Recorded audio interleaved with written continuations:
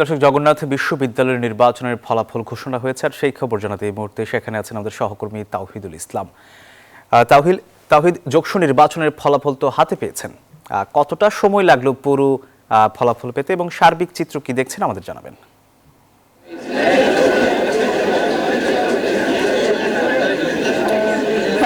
আপনাকে ধন্যবাদ। আপনি জানেন যে এখনো আনুষ্ঠানিকভাবে নির্বাচন কমিশন কিন্তু যৌথ নির্বাচনের ফলাফল ঘোষণা করেনি, কিন্তু তারা 38টা কেন্দ্রের ফলাফল ঘোষণা করেছে। সেই কেন্দ্রগুলোকে কিন্তু আমরা হিসেব করে দেখেছি যে ছাত্র শিবির সমর্থিত যে প্যানেল, সেই প্যানেল থেকে শীর্ষ 3 পদে অর্থাৎ ভিপি, জিএস এবং এজিএস, এই শীর্ষ 3 পদে তারা কিন্তু জয়লাভ করেছেন শিবির থেকে।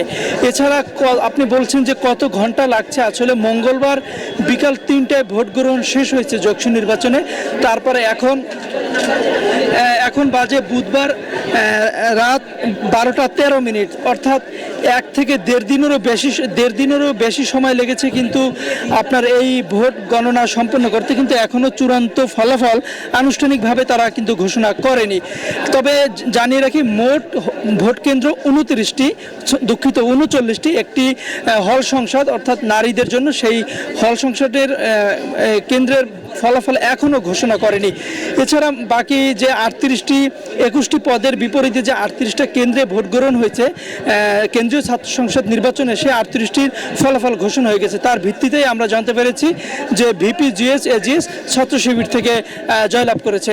এছাড়া এখন পর্যন্ত কিন্তু এই অডিটোরিয়ামের মধ্যে একটি উৎসবমুখর পরিবেশ বিরাজ করছে। এতক্ষণ মানুষ একটি বিরক্ত দেখা যাচ্ছিল মানুষের চোখে মুখে ছাপ, সেটি এখন তারা কাটিয়ে উঠছে, যেহেতু তারা সেই কাঙ্ক্ষিত ফলাফলটি জানতে পেরেছে এবং যারা বিজয় লাভ করেছে তারা খুবই উৎফুল্ল উল্লাসিত। এখানে আমরা জানতে আর কিছু সময়ের মধ্যে এখানে যে নির্বাচন কমিশন আছেন, প্রধান নির্বাচন কমিশনার, তিনি কিন্তু এখানে চূড়ান্ত ফলাফল ঘোষণা করবে হয়তো আর 20 থেকে 30 মিনিটের মধ্যে। তখন আবারও সরাসরি আপনাদেরকে জানাতে পারবো। এছাড়া আমি একটু জানিয়ে দিতে চাই, ভোটের ব্যবধানটা একটু জানিয়ে দিতে চাই যে কত ভোটের ব্যবধানে শিবিরের এই শীর্ষ 3টি পদ তারা জয়লাভ করলেন। ভিপি 870 ভোটের ব্যবধানে জয়লাভ করেছে। জিএস 3134টি ভোটের ব্যবধানে তিনি নির্বাচিত হয়েছেন। এজিএস 1128 ভোটের ব্যবধানে কিন্তু জয়লাভ করেছে। হয়তো আর অল্প কিছু সময়ের মধ্যেই কিন্তু চূড়ান্ত ফলাফল ঘোষণা হবে। এখন সেই নারী কেন্দ্রের যে একটি কেন্দ্র বাকি ছিল, সেটির ফলাফল এখন ঘোষণা করা হচ্ছে, আমরা দেখতে পাচ্ছি।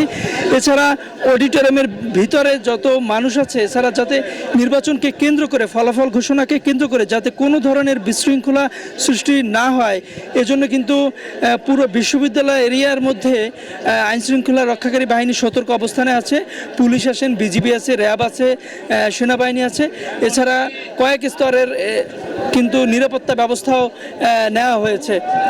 তো এখন পর্যন্ত আনুষ্ঠানিক ঘোষণা আমরা পাইনি, হয়তো আর 20 থেকে 30 মিনিটের মধ্যে এই আনুষ্ঠানিক ঘোষণা দিবে। আপনি জানেন এই আনুষ্ঠানিক ঘোষণার মধ্য দিয়ে দীর্ঘ 2 দশকের সেই অপেক্ষার অবসান ঘটতে যাচ্ছে। এছাড়া এই জগন্নাথ বিশ্ববিদ্যালয়ের শিক্ষার্থীরা তাদের প্রতিনিধি বেছে নেওয়ার যে সেই সুযোগটা এসেছিল, সেই 77% ভোট কাস্ট হয়েছে। শিক্ষার্থীরা কিন্তু তাদের সেই প্রতিনিধি এখন অল্প কয়েক মিনিটের ব্যবধানে তারা চূড়ান্তভাবে আনুষ্ঠানিক ঘোষণা পেয়ে যাবে যে তাদের প্রতিনিধি কারা হতে যাচ্ছে। তো এই ছিল আমার কাছে সর্বশেষ তথ্য। ধন্যবাদ আপনাকে।